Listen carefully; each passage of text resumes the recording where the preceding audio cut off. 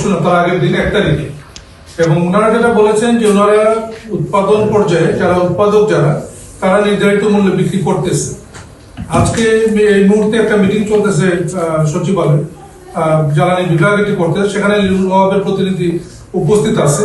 এই বিষয়ে সেখানে তারা কথা বলবে এবং আমরাও তাদের সঙ্গে পুনরায় কথা বলবো যে ডিস্ট্রিবিউটর পর্যায়ে তারা যে বেশি মূল্য নিচ্ছে বলে কথা আসতেছে, এটা যেন না হয়।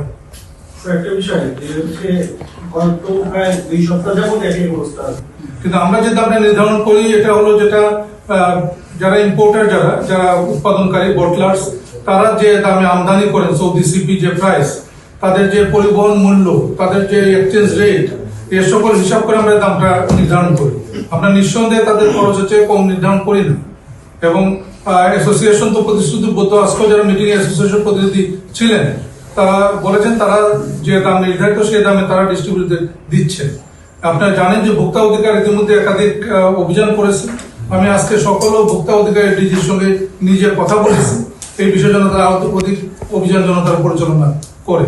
হ্যাঁ, নিঃসন্দেহে নির্ভরযোগ্য কোনো অভিযোগ পাওয়া যায় এরকম, কিন্তু অভিযোগ যেটুকু পাওয়া যাচ্ছে মূলত পাওয়া যাচ্ছে খুচরা পর্যায়ে।